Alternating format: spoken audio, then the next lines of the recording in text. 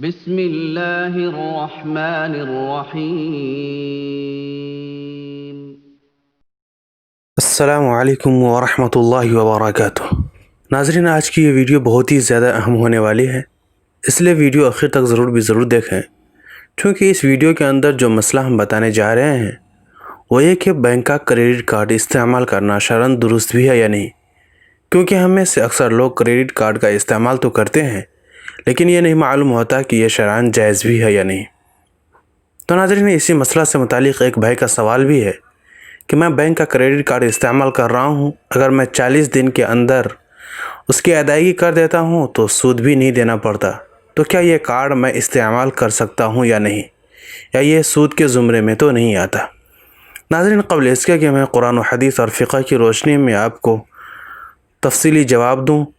آپ اگر ہمارے چینل پر پہلی دفعہ تشریف لا رہے ہیں تو آپ سے ایک چھوٹی سی التجا ہے کہ ہمارے چینل کو سبسکرائب کر کے بیل آئیکن پر ضرور کلک کر کے رکھیں،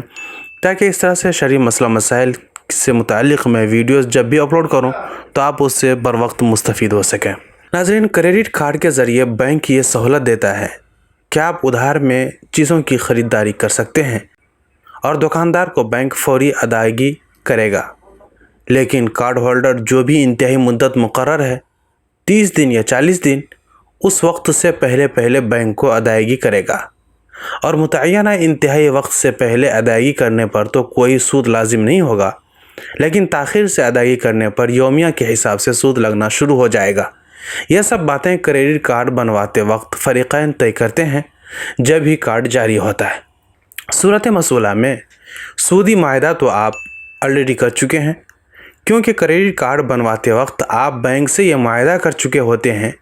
کہ اگر ادائیگی میں تاخیر ہوئی تو میں سود ادا کروں گا،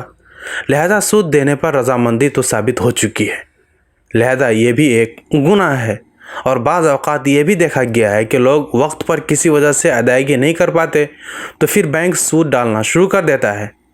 پہلا گناہ تو اس وقت ہوا جب آپ نے کریڈٹ کارڈ بنواتے وقت فارم پر دستخط کیے کہ اگر آپ لیٹ ہوئیں گے تو آپ کو سود دینا پڑے گا۔ دوسرا گناہ اس وقت ہوگا جب آپ سود کی ادائیگی کریں گے، اور بعض اوقات ایسی نوبت آ بھی جاتی ہے۔ اگر پھر فرض یہ نوبت نہ بھی آئے تب بھی کریڈٹ کارڈ بنوانا ہی ناجائز ہے، کیونکہ اس میں سودی معاہدہ لازمی طور پر کرنا ہی پڑتا ہے۔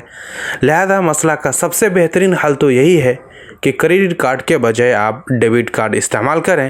کیونکہ اس میں آپ بینک سے قرض نہیں لے رہے ہوتے بلکہ دکاندار کو بینک کے ذریعے اپنے ہی پیسے کی فوری ادائیگی کر رہے ہوتے ہیں، اور ڈیبٹ کارڈ میں آپ کو کسی قسم کا سودی معاہدہ بھی نہیں کرنا پڑتا ہے۔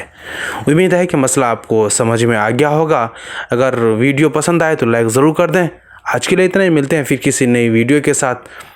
تب تک کے لیے اپنا بہت سارا خیال رکھیے گا۔ فی امان اللہ۔